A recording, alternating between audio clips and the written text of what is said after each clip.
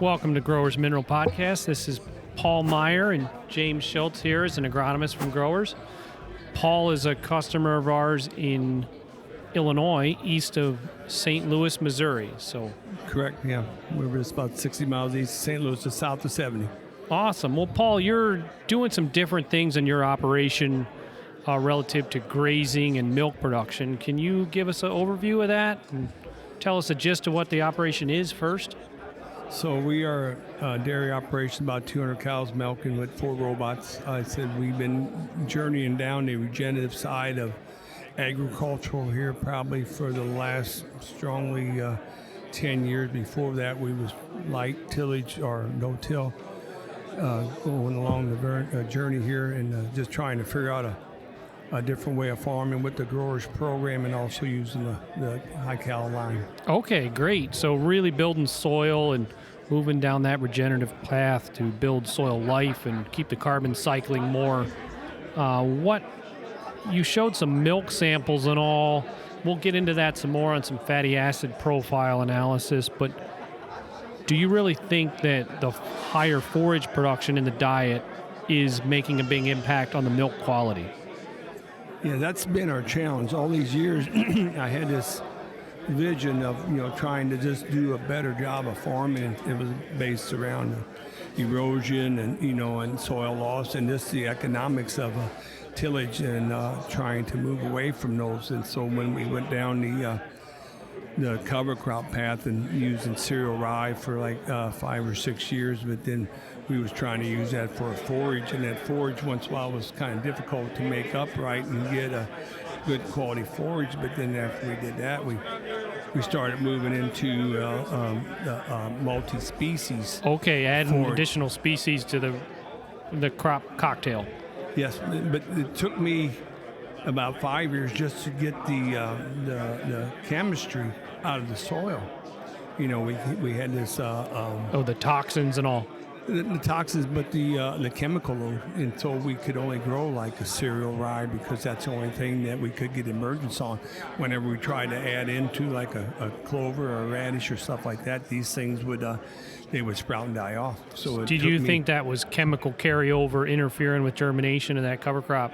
Yes, it was. I mean, it would emerge and then would die off. So I think James, what I had to do is first, get that chemistry out of the soil. Okay. So then, and then the second thing we went to do then once we went down that path, when I tried to get away from like a lot of just straight corn or beans or straight alfalfa, when I wanted to grow more of a mix of a crop, a legume, and along with my clovers and stuff, I said I wanted to get. Well, how do I want to say You're this? getting that diversity of that crop mix there that really diversifies the soil microbes, which is Correct. what you're seeing. That's why, so that's why I could, just to get away from this straight alfalfa. So we got away from those mixes, but then I had to find a protein source. Okay. So that's why we started, mixing the clovers in with the covers and then the ryegrasses, and then to try to enhance the biology in the soil, but also to improve the forage quality for the... Sure. And by looking at those tests, you've definitely done that.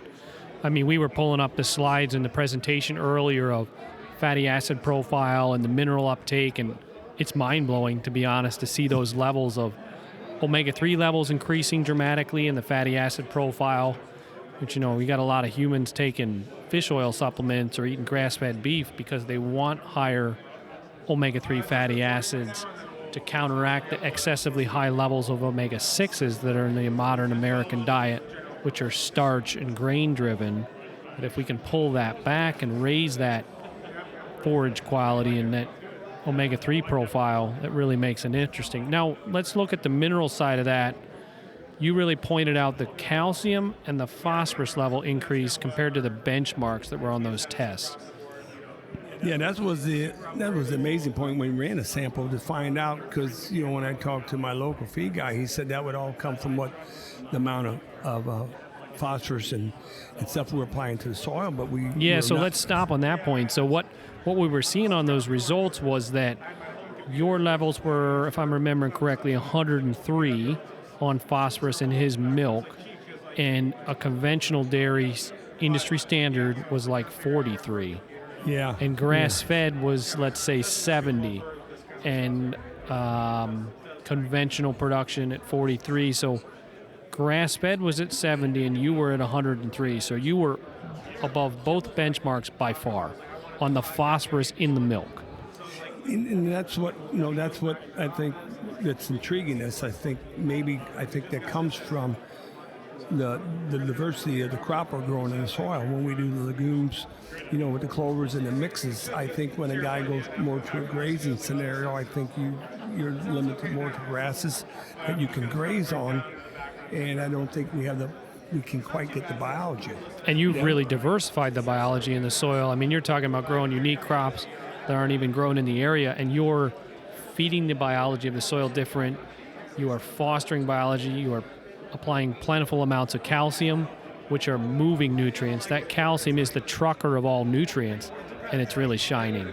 Well, I think my calcium level was like a 138, and I think the benchmark, of the local was like 56. So I don't know. You're almost triple the benchmark. Right. And that's another thing that's crazy, and I can't associate that to biology, or is that because of the groundwork that we laid down, the calcium? Well, that definitely helps as laying the groundwork to have sufficient calcium in the system, but you're not only allowing sufficient calcium to be present in a finely good available source, that biology is now not being restricted. You've cut your herbicide programs back, you're reducing your rates, you're diversifying your crop. The microbiome of the soil is churning at a much higher rate than most of the industry. Yeah, I think that's what's really making it. And that wasn't evident until we took the milk sample. I said once we was able to take that sample, that was really eye-opening of what the beneficial of seeing what of a return on our investment of what we've been trying to do in the soil. And speaking of that point, I mean, your investments in the grand scheme of things been relatively minimal. You're bringing in seed, you're bringing in growers, you're bringing in limestone, and not a whole lot else. Correct. I mean, that's all been coming down. I mean, our operational costs of equipment, and wear and tear and machinery.